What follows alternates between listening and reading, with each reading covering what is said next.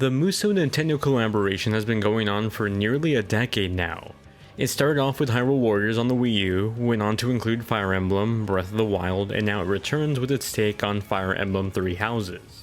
Like any other collaboration between Nintendo and Koei Tecmo, there's been plenty of elements from the core series entwined with this Warriors formula. That continues with Fire Emblem Warriors Three Hopes, in what feels like a refinement of the Fire Emblem spin-off games, combining the best of both worlds.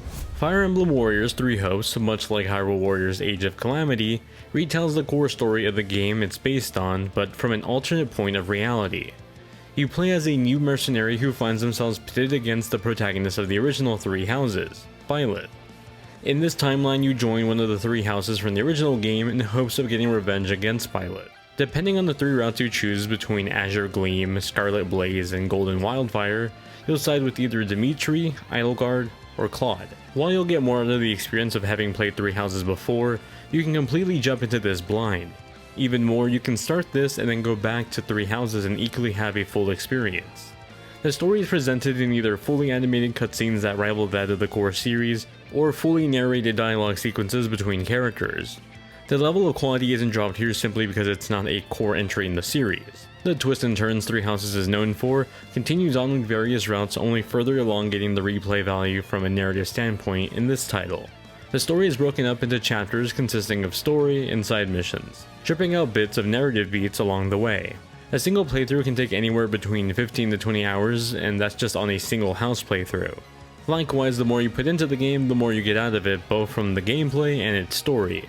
So even if you aren't too into the Muso game formula, rest assured that the writing carries its own weight as well. If you played any other Muso game before, Fire Emblem Warriors Three Hopes is going to feel familiar. At least its core gameplay will. It's the classic switching between heroes and taking on armies of enemies, landing these quadruple digit combo numbers, and so on. Yet it's not only that. In fact, Three Hopes might have a lot more than any other prior Nintendo collaboration game. Upon starting the campaign, you're able to choose between the classic permadeath feature or the easier option on top of 3 difficulty options. You can even turn off the heavy-handed tutorials if you just want to get into the meat and potatoes of the experience. The core campaign is split between 3 different routes, each being further broken up into chapters. Each of these chapters brings you into a decently sized sandbox battleground.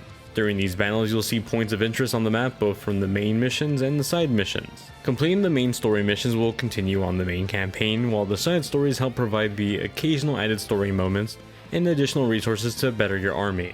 These missions usually pertain to capturing certain strongholds, taking out captains, or collecting an item. While the variations of missions are too different, I always found the Muso gameplay of tackling enemies, mixing and matching characters' various combos, and micromanaging my battalion to be fun.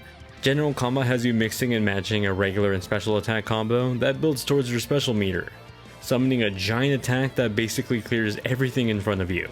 Depending on the enemy you're facing, your specific class and weapon may be weak or strong against them, so it's equally as important to juggle your team appropriately and upgrade your weapons and equipment to better suit the mission you're embarking on. While these elements of strategy were fun, the real attraction for me was all the hyperfixation life elements that felt more core to Fire Emblem than they did the Muso gameplay. For example, for every chapter you can visit your camp. Here you can purchase new items, talk to your team, develop relationships with them, and exchange gifts. It's all those life sim elements you've loved from Fire Emblem now in the live action combat genre. Naturally, the more I invested in these elements, the more I became invested in the campaign. Likewise, the campaign slowly trickled out new elements that kept me engaged. Sadly, this did mean that the game takes a bit to open more to the life sim centric game elements, but when it does, it's hard to put down. Fire Emblem Warriors Three Hopes adopts a slightly more saturated and colorful look that looks ever so slightly more cartoony than the last Fire Emblem Warriors game. Character models have a lot more color and life to them as well. The first Fire Emblem Warriors game looked good, but their character models looked a lot more on par with when Kingdom Hearts made the transition to the Unreal Engine. I prefer this newer art direction, and it seems to align more with the core series art direction too. In regards to performance, Fire Emblem Warriors Three Hopes runs on a dynamic resolution, maxing out at 810p in dock mode, in conjunction with the pretty decent anti-aliasing that makes for a moderately sharp image. In handheld mode, that gets dropped down to about 540p. The oddity in the performance here is the choice of an unlocked frame rate. On average, the game runs at about 30 to 36 frames per second. However, during the more intensive moments, gameplay can dip below 30 frames per second for some pretty inconsistent frame pacing. Even if the higher frame rates feel fantastic when they're actually active, a more consistent 30 frames per second would feel better in the long run. Like prior Warrior games, there's also a split-screen multiplayer that's a bit more taxing on the console, so visuals had to be cut to maintain the consistent frame rate. The oddity here is that because of the resolution being lowered, the frame rate is actually a lot more consistent around 30 frames per second here than it is when you're just playing alone. Overall, Fire Emblem Warriors 3 Hopes seems to be one of the better performing games to come out of this Koei Tecmo Nintendo partnership, but even then I'd appreciate the ability to just lock the frame rate in the future past if possible. Fire Emblem Warriors 3 Hopes reinvents a lot of the music we loved in Three Houses to better complement the new gameplay in Three Hopes. Where the orchestra's slower paced tracks greatly complemented the real-time strategy gameplay of Three Houses, the Muso formula is a faster paced hack-and-slash combat gameplay, and thus the music has been rearranged and remixed accordingly. Fan favorite tracks now feature more rock-centric, faster paced renditions, and honestly some of these are a bit catchier. A lot of the voice actors from Three Houses return back with this title to reprise their roles, and it feels like nothing has changed since Three Houses. Like the comfortableness of a well-worn-in pair of pants, getting the chance to just hear these characters again and experience their stories from an alternate angle was, well, comforting.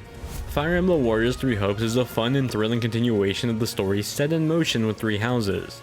As someone that enjoyed the original game, being able to see these characters again and experience an alternate take on them, the Muso gameplay is still addicting, but like most Muso games, can also come off as repetitive to those that aren't too into them. Especially with the game that's about 20 hours long with 3 different playthrough routes. Luckily, Three Hopes integrates a lot more of the core elements, like the life sim aspects of Three Houses, and thus keeps the gameplay feeling fresh, so long as you're alright with the consistent pacing that these features are released at.